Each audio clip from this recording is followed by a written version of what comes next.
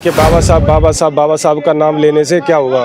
भगवान का नाम ले तो 3 पीढ़ी तर जाती हैं। अरे भाई, बाबा साहब ने हमें संविधान दिया, कपड़े पहनने का अधिकार दिया, हमें गाड़ी में बैठने का अधिकार दिया, हमें खाने पीने का अधिकार दिया। हम बाबा साहब के सम्मान के लिए हमें जान की बाजी देनी पड़ेगी तो हम जान भी लगाएंगे, अपनी जान की बाजी देने के लिए भी तैयार होंगे, लेकिन बाबा साहब का अपमान हम नहीं सहेंगे। हम लोग ये मांग करते हैं कि उनको अब इस पद पर रहने का कोई अधिकार नहीं है, संवैधानिक पद है, उनको देश से माफ़ी भी मांगनी चाहिए।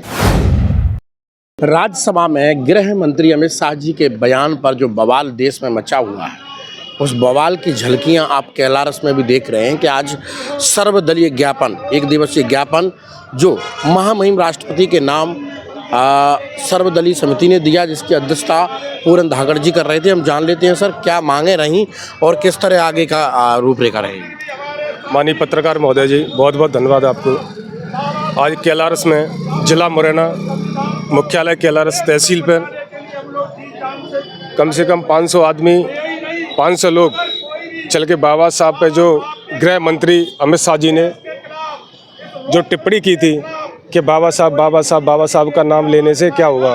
भगवान का नाम ले तो 3 पीढ़ी तर जाती हैं। अरे भाई, बाबा साहब ने हमें संविधान दिया, कपड़े पहनने का अधिकार दिया, हमें गाड़ी में बैठने का अधिकार दिया, हमें खाने पीने का अधिकार दिया। उसके बाद अगर अमित शाह जी ने अगर माफ़ी नहीं मांगी, हम 10-15 दिन का समय और ले रहे हैं, माफ़ी अगर सदन में नहीं मांगी तो उग्र आंदोलन पूरा मुरैना जिला, आने वाले समय पूरा मुरैना जिला बंद होगा और आंदोलन करेंगे, धरना प्रदर्शन देंगे। चलिए, माफ़ी नहीं मांगी तो बड़ा आंदोलन होगा 15 दिन के अंदर में, लेकिन क्या लगता है अमित शाह जी माफ़ी मांगेंगे और किस तरह प्रदर्शन की आगे की रूपरेखा रहेगी। देखो, अगर अमित शाह जी अगर माफ़ी नहीं मांगते हैं सदन में, उसके बाद जनता से बड़ी कोई ताकत नहीं होती है, जनता सबसे बड़ी ताकत होती है। हम बहुत बड़ा आंदोलन करने जाएंगे और मुरैना ज़िले को हम जब तक माफ़ी नहीं मांगेंगे, जब तक हम मुरैना ज़िले को पूरे ज़िले में आंदोलन जारी रहेगा। आंदोलन जारी रहेगा और आंदोलन की किस तरह की रूपरेखा रहेगी। सदन में जो भाषण दिए वो बहुत निंदनीय है और मैं उस भाषण की और पूरे अपने जो समाज और कैलारस की जनता जो इस तरह के साथ आई, मैं समझता हूँ उनके उनमें आक्रोश है और उनको माफ़ी मांगना चाहिए। सारी जगह उसका आक्रोश है और एक समाज नहीं, सारे समाज के नेता हैं। सारे समाज के नेता के लिए इस तरह की अभद्र टिप्पणी करना, अमित शाह जी इतने बड़े पद पर बैठे हुए हैं, वो बहुत निंदनीय है और मैं उनकी निंदा करता हूँ। चलिए, सर्व समाज को ऐसे इस टिप्पणी का विरोध कर रहे हैं और ये बोल रहे हैं, क्या कहेंगे आज के इस कार्यक्रम के बाद, किस तरह की रूपरेखा रहेगी, उनके बयान ये कहाँ आपको लगता है वो माफ़ी मांगेंगे। अभी जो अमित शाह जी ने देश के गृह मंत्री, संवैधानिक बड़े पद पर होते हुए भी जो विश्व रत्न संविधान निर्माता परम पूज्य बाबा साहब डॉक्टर भीमराव अम्बेडकर जी पर जो टिप्पणी की है, उन्होंने जो अशोभनीय शब्द बोला है, तो वो हमारे देश के प्रत्येक नागरिक के लिए आक्रोश और रोष व्याप्त है, जिसके कारण सभी राजनीतिक दलों ने अभी ज्ञापन भी दिए, जिला स्तर पर धरने भी दिए, लेकिन उस व्यक्ति ने अभी तक न तो माफ़ी मांगी और न ही हमारे उसको पद से बर्खास्त किया गया है। इसलिए अब कैलारस में आज जो आंदोलन किया जा रहा है वो सर्व समाज द्वारा और जो सामाजिक आंदोलन किया जा रहा है उसके द्वारा सभी लोग ये मांग कर रहे हैं कि जिन्होंने एक बाबा साहब का अपमान किया है, उसमें देश का अपमान किया है, इसलिए उस पर राष्ट्र की कार्रवाई हो करके उसको पद से हटाना चाहिए।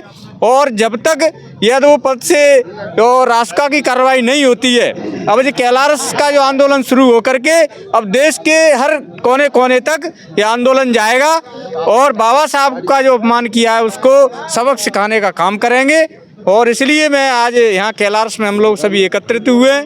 हम बाबा साहब के सम्मान के लिए हमें जान की बाजी देनी पड़ेगी तो हम जान भी लगाएंगे, अपनी जान की बाजी देने के लिए भी तैयार होंगे, लेकिन बाबा साहब का अपमान हम नहीं सहेंगे। बाबा साहब बाबा साहब का अपमान नहीं सहेंगे। धन्यवाद साथियों। चलिए, सभी विरोध कर रहे हैं। मेरे साथ में अशोक तिवारी जी जो पूर्व नगर पालिका अध्यक्ष हैं, क्या कहेंगे इस बयान को लेकर, आपकी प्रतिक्रिया। नहीं, निश्चित रूप से उन्होंने जो राज्यसभा में बयान दिया है गृह मंत्री महोदय ने बहुत ही निंदनीय है, अशोभनीय है और संविधान की गरिमा के विरुद्ध है।